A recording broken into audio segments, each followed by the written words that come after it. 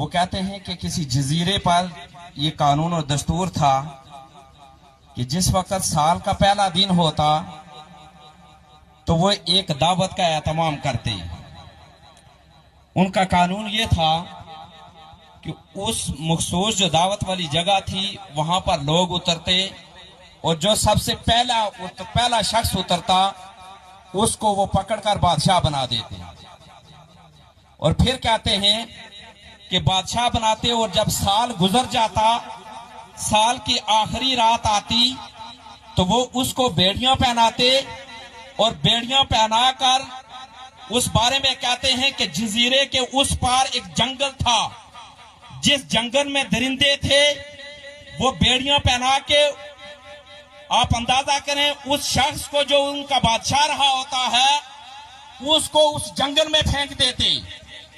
یوں اس کا خاتمہ ہو جاتا. واقعہ کچھ یوں ہے کہ جو شخص بادشاہ بنتا اسے انجام کی کوئی خبر نہ ہوتی، وہ پورا سال بادشاہی کے مزے لیتا اور بات اسے تب پتہ چلتی جب سال گزر جاتا اور وہ آخری رات آتی. تو اس بارے میں مولانا روم لکھتے ہیں ایک دفعہ ایسا ہوا، ایک شخص جب اترا تو وہ تاجر تھا اور کہتے ہیں کہ جب اس کو پکڑ کر بادشاہ بنانے لگے، اس کے سر پر بادشاہی کا تاج رکھنے لگے، تو کہتے ہیں کہ اس تاجر نے پوچھا یہ کیا ماجرا ہے؟ تو اس ٹائم ہم کہتے ہیں ان لوگوں نے کہا کہ تجھے بادشاہ بنانے کی تیاریاں ہو رہی ہیں اور ساتھ یہ بھی بتایا کہ تو 1 سال کے لیے بادشاہ ہے. 1 سال کے بعد جب اس سال کے اختتام کی رات آئے گی تو جزیرے کے اس بار جو خوفناک جنگل ہے اس میں بیڑیاں پہنا کے تجھے پھینک دیا جائے گا. وہ بہت پریشان ہوا اور اس نے بادشاہ بننے سے انکار کر دیا. آپ دیکھیں لیکن اسے یہ بتایا گیا کہ ہمیں بیڑیاں پہنا کے تجھے تخت پر بٹھانا پڑا تو بٹھائیں گے، انکار کی کوئی صورت نہیں ہے، اب تجھے بادشاہ بننا ہی پڑے گا. آپ اندازہ کریں وہ بہت پریشان ہوا اور اہل مجلس سے پوچھا، وہاں کے جو لوگ تھے ان سے پوچھے چاہ کہ یہ جو سال گزرے گا میری بات مانو گے؟ تو اہل مجلس نے کہا کہ تو اس قانون میں تبدیلی تو نہیں کر سکے گا اور ظاہر بات ہے بادشاہ ہے، بات تو ماننا پڑے گی، اور جو انتظامی امور ہیں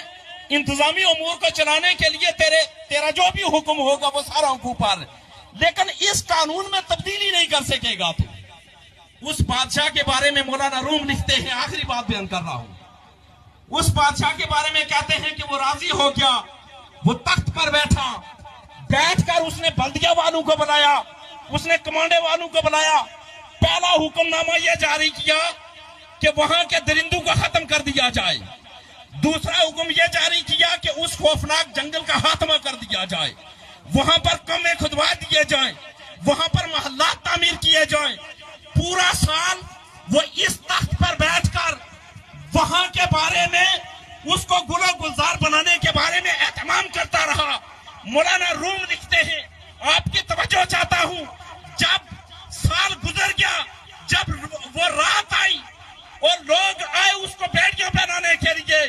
اس نے کہا مجھے بیڑیاں پہنانے کی ضرورت نہیں ہے، میں آپ کے ساتھ چلنے کے لیے تیار ہوں. چونکہ اب وہ جنگل نہیں رہا تھا، وہ ایک باغ بن چکا تھا جہاں محلات بھی تھے، سب کچھ تھے. مولانا روم کہتے ہیں، آخری بات بتانا چاہتا ہوں، جو لوگ یاد رکھیں جن لوگوں کو یہ دنیا ملتی ہے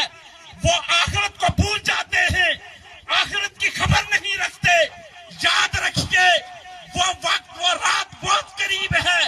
جب وہ رات آ جائے گی ہمیں خبر بھی نہیں ہوگی. مولانا روم لکھتے ہیں وہ بادشاہ پورا سال اس تخت پر بیٹھ کر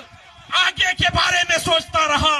لوگوں جو اس دنیا کے تخت پر بیٹھ کر آگے کی خبر رکھتے ہیں، آگے کے بارے میں خیال رکھتے ہیں، آگے اچھے اعمال بھیجتے رہتے ہیں، وہ اس دنیا میں بھی کامیاب ٹھہرتے ہیں اور آخرت میں بھی.